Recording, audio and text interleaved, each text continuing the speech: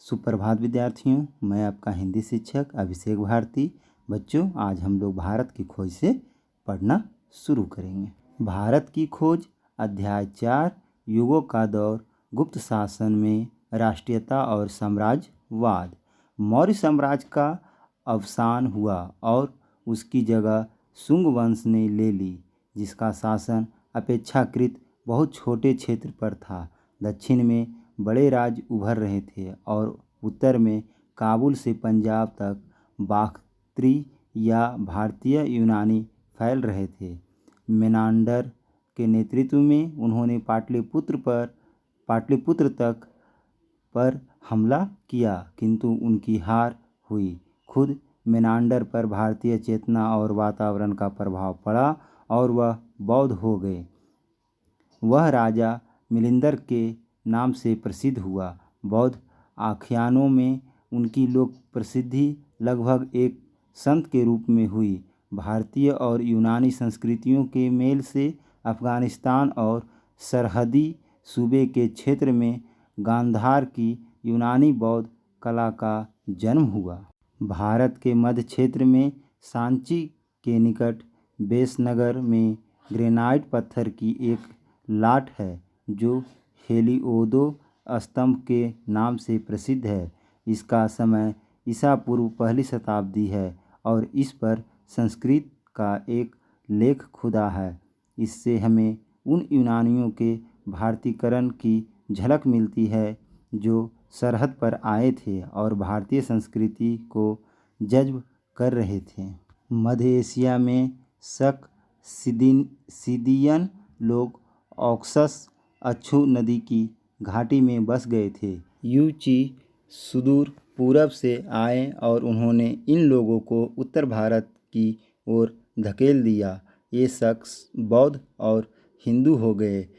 यूचियों में से एक दल कुषाणों का था। उन्होंने सब पर अधिकार करके उत्तर भारत तक अपना विस्तार कर लिया। उन्होंने शकों को पराजित करके उन्हें दक्षिण की ओर खदेड़ा।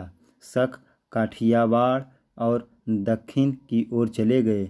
इसके बाद कुषाणों ने पूरे उत्तर भारत पर और मध्य एशिया के बहुत बड़े भाग पर अपना व्यापक और मजबूत साम्राज्य कायम किया।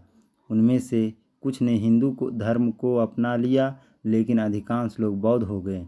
उनका सबसे प्रसिद्ध शासक कनिष्क उन बौद्ध कथाओं का भी नायक है, जिनमें उनके महान कारनामों और सार्वजनिक कामों का जिक्र किया गया है। उनके बौद्ध होने के बावजूद ऐसा लगता है कि राज्य धर्म का स्वरूप कुछ मिला जुला था, जिसमें जरथुस्त्र के धर्म का भी योगदान था। यह सरहदी सूबा जो कुषाण साम्राज्य कहलाया, उसकी राजधानी आधुनिक पेशावर के निकट थी। तक्षशिला का पुराना विश्वविद्यालय भी उसके निकट था। वह बहुत से राष्ट्रों से आने वाले लोगों के मिलने का स्थान बन गया। यहाँ भारतीयों की मुलाकात सिदियनों, यूईचियों, ईरानियों, बख्तरी यूनानियों, तुर्कों और चीनियों से होती थी। ये विभिन्न संस्कृतियाँ एक दूसरे को प्रभावित करती थी। इनके आपसी प्रभावों के परिणाम स्वरूप मूर्तिकला और चित्रकला की एक सशक्त शैली ने जन्म लिया। इतिहास की दृष्टि से इसी ज़माने में चीन और भारत के बीच पहले संपर्क हुए और 64वीं में यहाँ चीनी राजदूत आए।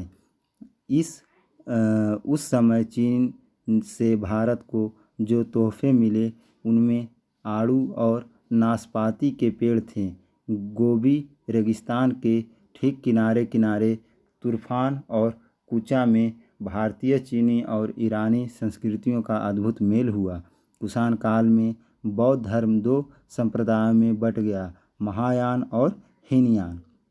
उन दोनों के बीच मतभेद उठ खड़े हुए। भारतीय परंपरा के अनुसार बड़ी बड़ी सभाओं में उन समस्याओं पर विवाद आयोजित किए जाने लगे।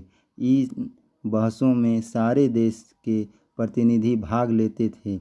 इन विवादों में एक नाम सबसे अलग और विशिष्ट दिखाई पड़ता है। यह नाम नागार्जुन का है, जो ईसा की पहली शताब्दी में हुए। उनका व्यक्तित्व महान था। वे बौद्ध शास्त्रों और भारतीय दर्शन दोनों में बहुत बड़े विद्वान थे। उन्हीं के कारण भारत में महायान की विजय हुई।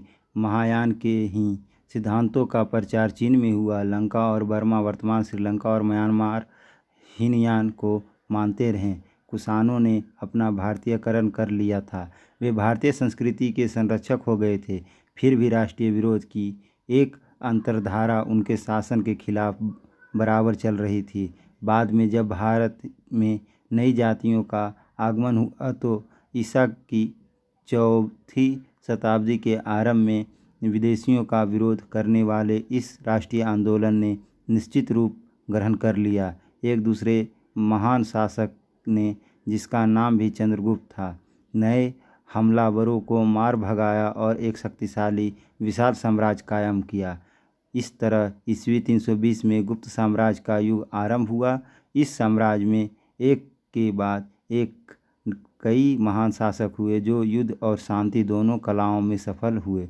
लगातार हमलों ने विदेशियों के प्रति प्रबल विरोधी भावना को जन्म दिया और देश के पुराने ब्राह्मण क्षत्रिय तत्वों को मातृभूमि और संस्कृति दोनों की रक्षा के बारे में सोचने के लिए मजबूर होना पड़ा। जो विदेशी तत्व यहाँ घुल मिल गए थे उन्हें स्वीकार कर लिया गया, लेकिन हर नए आने वाले को प्रबल विरोध का सामना करना पड़ता और पुराने ब्राह्मण आदर्शों के आधार पर सजातीय राज्य कायम करने का प्रयास किया गया। लेकिन क्रमशः इन आदर्शों में ऐसी कट्टरता विकसित होने लगी थी जो इनके स्वभाव के विपरीत थी। आरंभ में जब आर्य यहाँ उस स्थान पर आए जिन्हें उन्होंने आर्यावर्त या भारतवर्ष कहा था, तब भारतवर्ष के सामने समस्या यह थी कि इस नई जाति और संस्कृति के बीच समन्वय कैसे कायम किया जाए। भारत ने इस स्थिति का सामना करते हुए मिलीजुली भारतीय आर्य संस्कृति की मजबूत बुनियाद पर निर्मित एक अस्थायी हल प्रस्तुत किया। दूसरे विदेशी तत्व यहाँ आए और जज्ब हो गए, लेकिन समय समय पर अजीब रस्मों रिवाज वाले अजनबी लोगों के हमले ने उसे हिला दिया। वह इन हमलों को अनदेखा नहीं कर सकता था, क्योंकि उन्होंने केवल उनके राजनीतिक ढांचे को ही नहीं तोड़ा बल्कि उनके सांस्कृतिक आदर्शों और सामाजिक ढांचे के लिए भी खतरा पैदा कर दिया। इनके विरुद्ध जो प्रतिक्रिया हुई उसका रूप मूलतः राष्ट्रवादी था। उसमें राष्ट्रवाद की शक्ति भी थी और संकीर्णता भी। धर्म और दर्शन, इतिहास और परंपरा, रीति रिवाज और सामाजिक ढांचा, जिसके व्यापक घेरे में उस समय के भारत के जीवन के सभी पहलू आते थे, जिसे ब्राह्मणवाद या हिंदूवाद कहा गया, वह इस राष्ट्रवाद का प्रतीक बना। यह दरअसल राष्ट्रीय धर्म था जिससे वे तमाम गहरी जातीय और सांस्कृतिक प्रवृत्तियां प्रभावित हुई जो आज हर जगह राष्ट्रीयता की बुनियाद में मौजूद है। जिस बौद्ध धर्म का जन्म भारतीय विचार से हुआ था, उसके लिए भारत वह पुण्य भूमि थी जहाँ बुद्ध ने जन्म लिया, उपदेश दिया और वहीं उनका निर्वाण हुआ। पर बौद्ध धर्म मूल रूप से अंतर्राष्ट्रीय था, विश्व धर्म था। जैसे जैसे उनका विकास और विस्तार हुआ, वैसे वैसे उसका यह रूप और विकसित होता गया। इसलिए पुराने ब्राह्मण और धर्म के लिए स्वाभाविक था कि वह बार बार राष्ट्रीय पुनर्जागरण का प्रतीक बने। यह धर्म और दर्शन भारत के भीतरी धर्मों और जातीय तत्वों के प्रति तो सहनशील और उदार था, पर विदेशियों के प्रति उनकी उग्रता बराबर बढ़ती जाती थी और वह अपने आप को उनके प्रभाव से बचाने की कोशिश करता था। ऐसा करने से उनमें जो राष्ट्रवादी चेतना पैदा हुई थी वह अक्सर साम्राज्यवाद की शक्ल अख्तियार करने लगती थी। गुप्त शासकों का समय बहुत प्रबुद्ध, शक्तिशाली, अत्यंत सुसंस्कृत और तेजस्विता से भरपूर था। फिर भी उनमें साम्राज्यवादी प्रवृत्तियां विकसित हो गई।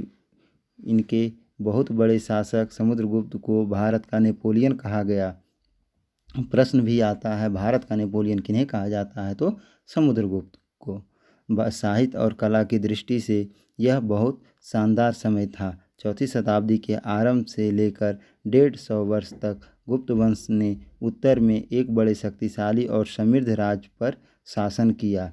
इसके बाद लगभग 150 वर्ष तक उनके उत्तराधिकारी अपने बचाव में लगे रहे और साम्राज्य सिकुड़कर लगभग छोटा होता चला गया।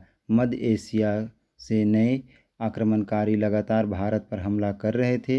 ये गोरे हुन कहलाते थे, जिन्होंने मुल्क में बड़ी लूटमार की। अंततः यशोवर्मन के नेतृत्व में संगठित होकर उन पर आक्रमण किया गया और उनके सरदार मिहिर गुल को बंदी बना लिया गया। लेकिन गुप्तों के वंश बालादित्य ने उनके प्रति उदारता का व्यवहार किया और उसे भारत से लौट जाने दिया। मिहिर गुल ने इसके बदले लौटकर अपने मेहरबान पर कट्टरपूर्ण हमला कर दिया। उत्तर भारत में हुनों का शासन बहुत थोड़े समय रहा, लगभग आधी शताब्दी। उनमें से बहुत से लोग देश में छोटे छोटे सरदारों के रूप में यहीं रह गए। वे कभी कभी परेशानी पैदा करते थे और भारतीय जन समुदाय के सागर में जज्ब होते जाते थे।